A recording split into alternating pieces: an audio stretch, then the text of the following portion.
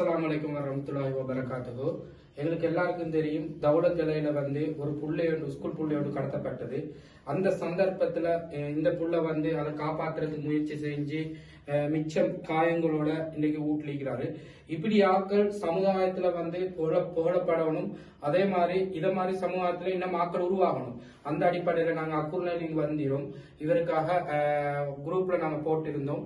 இவருக்காக சின்ன ஒரு ஹெல்ப் பண்ண சொல்லி அந்த அடிப்படையில எங்களுடைய ரிபாஸ்ல தம்பி நஸ்ரி ஜப்பான் அக்குர்ன பத்ரி மாலாயனாங்கிட்ட அவர் ஜப்பான்ல இருந்து உடனே கோல் அடிச்சு அவரான ஒரு சின்ன ஒரு அமௌண்ட் எங்களுக்கு தந்தாரு. பெஸ்டா நாங்க இதை தொடக்கி வைக்கிறோம். இன்ஷா அல்லாஹ் நீங்க எல்லாரும் இவரை பார்த்து இவருக்காக இன்னும் நாங்க என்னென்னாலும் செய்யணும்னு சொன்னா சமுதாயத்துக்காக இவருக்காக கட்டாயம் செய்யணும். ஓகே,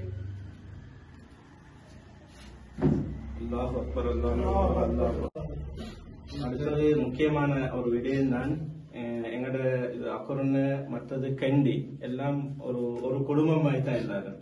மாஷா அல்லாஹ் ஒரு சிறப்பான ஒரு விஷயம் உண்டு. இவரு ஒரு எதிர்பார்க்காத ஒரு நேரத்துல தன்னுடைய ஒரு முயற்சிய தன்னை ஒரு உயிரை பணயம் வைத்த மாதிரி ஒரு முயற்சி ஒன்று செய்திருக்கிறாரு. அது என்ன இன்சிடென்ட் அது எங்களுக்குள்ள தகவல் இல்ல.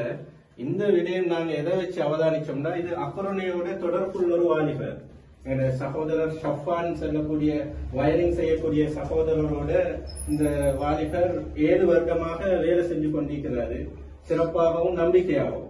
இந்த அமைப்புல எங்க சகோதரர் ஷூட்டினானா, எங்க ஜெனீவா மீடியாவை சேர்ந்த எங்க பிரஸ் ரியாஸ் சகோதரர் ரியாஸ் நானா, இவருடைய இந்த தைரியம் இத ஒரு ஊக்குவிக்கிற நோக்கத்துலதான் இந்த அன்பளிப்பு சுமார் 50,000 ரூபாயுடைய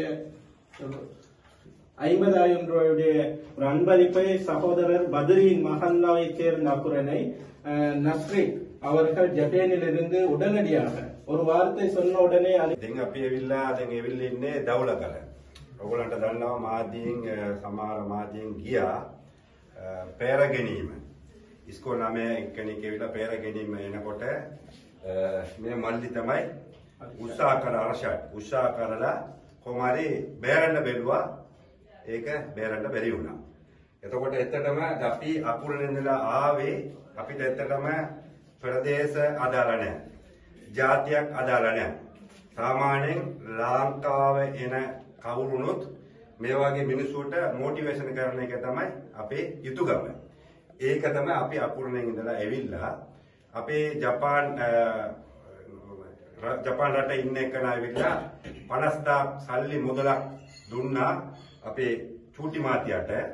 ඒක තමයි මේ මල්ලිට අපි ඒක දෙන්න ආවේ. இது வரும் சமூகத்துக்கு கட்டாயம் சென்றது என பொறுப்பு. காரணம் என்ன சொன்னா, எந்த இடத்துல அநியாயம் நடக்கிறதோ அதை கட்டாயமா தட்டி கேட்கணும்.